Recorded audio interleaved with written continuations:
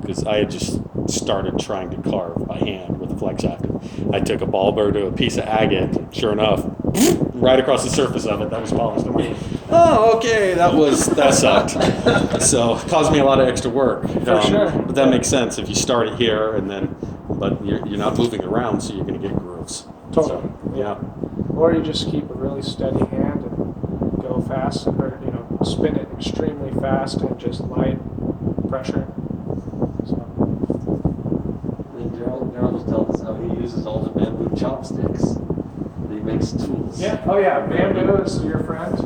Get chopsticks and shape them to whatever you need. Charge them with diamond and oil. Yeah. You can also get hard felt tools, and you can shape the hard felt to whatever. How do you grind the hard felt down? This with one of your old laps, an old 260 lap. Yeah. Okay. Yeah. Get it on a flex shaft mandrel and just shape it. Okay. Yeah.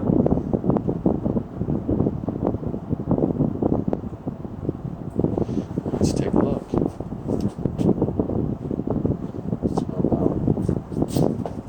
Oh, nice. So the Star of David that's in there was done by the way that I showed you with the 90-degree indexing block. So you cut a line, index it, line, index it. Looks like there's a ribbon. Yeah, so it's the Star of David with the heart to it, and then the infinity symbol. Yeah, it's for a couple that makes art, and one of his famous paintings is that symbol. So they wanted that in the stone. Very cool. Yeah. Let's do my Monday. How long did it take you to come Well, the bigger topaz took a good minute to polish, but a couple days. You did that all in the fantasy? I did the Star David, but all the other stuff I carved under the scope, just by hand. This is what you build the indexing block here, right? No, there's a 90-degree indexing block that attaches to this and wraps around this whole unit, and it basically this index but from over the top, and the stone goes down. Yeah, 90. Okay, all right. It works like the table adapter, only it's 45. This adapter is 90. And Ultra-tec likes it a lot, so they motorized it and indexed it. And what's it used for on a regular V5? What would you use? You would never use So it's it. just for fantasy. Yeah. That totally makes sense, yeah, because then you got all that symmetry. They've actually put a picture of one on their website. They just posted one last week on Instagram. Saw it. Yeah. It's been a secret for about 2 years. No more. Any other questions? So your Rose engine machine, is that totally unrelated to this? Totally unrelated. I picked up a Rose engine lathe. Is anyone not familiar with a Rose engine lathe? I saw something about it on YouTube once, and that's about it. So, quite curious. Yeah. So a Rose engine lathe, it's got these discs on it called rosettes, and rosettes have these different shapes along the perimeter. And then, so you got these rosettes right here, and then you got the piece that you're working on, whether it's wood or metal or stone, that's in the center of the shaft. So as this is rotating, your piece is rotating too. And that's all balanced, and it's resting up against these touches that are in the grooves of the rosettes. So as you're turning this piece, it's the touch is touching against the outside of the rosette, which has these different shapes. So as it's turning and riding against the rosette, your piece is moving in and out of the rosette, and it creates these really cool patterns.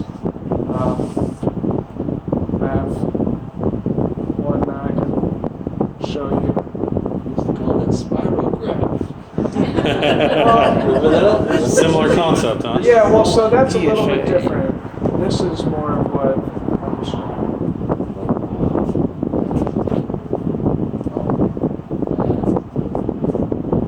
So you can see that's the shape of the rosette.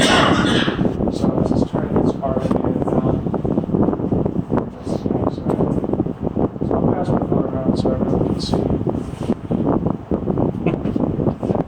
So that's what I'm working on. The depth and curvature is based on the Based the on other the side where the rosettes. rosette is. So Okay. yeah, so you can then come up there. You can make your own rosettes, and then So this is kind of the same concept as those, those like kids' toys that have all the it's like a piece of plastic with a bunch of metal pins in it. You put your hand in it, and your hand shows up on the other side.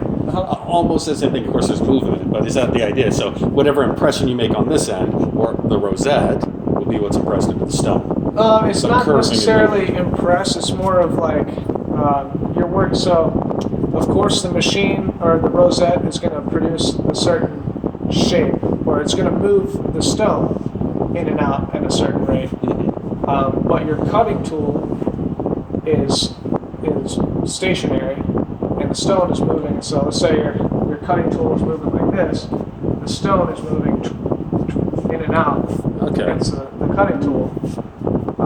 And the profile of your tool is also going to affect what is coming out of that pattern. That makes sense. Okay. So there's so That's much cool. to think about, and I'm still experimenting a lot with it. And I haven't really produced that many stones that I'm super excited about yet. And there's other things there's other tools I got to develop for this rose engine that I'm discovering as I'm doing it. So it's been a long process. It's been like 2 years just to make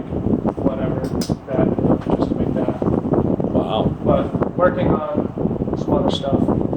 At the moment, I can only produce stones that are a certain size to produce that pattern. As it gets smaller, the machine has too much what's called amplitude, where the piece is moving in and out too far. So on really small stones, I'm only getting like the edge of a 90-degree cutter to go in. There's just it's hard to explain to you, but we're working on I it. could follow up to a degree. Yep. We'll talk next year, and I bet we'll have it figured out. Have you developed any other innovative tools or found people to make them for the fantasy? Just the tools I was telling you, the circle tools. But yeah, there's plenty of other profile tools that haven't been explored yet on the fantasy machine that I have no idea.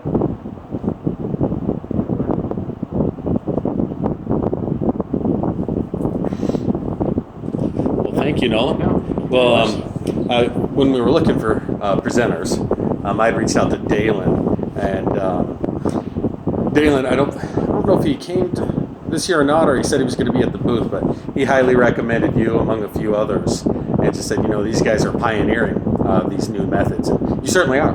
I mean, even this Rose engine, that's definitely pioneering something new. So, good job, man. Thanks. Justin needs to talk to you if he hasn't already, and you'll go down in the history of pioneering these different techniques and methods. So, Right on, I appreciate yeah, it. yeah. Thank you for sharing about the circle cutters. Dalen's response was, "That's a secret. We can't tell you." Do you know anything about his quartz stall polish solution? No, but it clearly works. Well, yeah. Yeah, I'd like to get That's some. another secret. Yeah, I mean, so I talked to a friend who talked to Brazilian carvers, and they gave me the tip. It's 50K diamonds, cerium, and aluminum oxide all mixed together. Wow. You just have to go at it for a while, and it works. It works.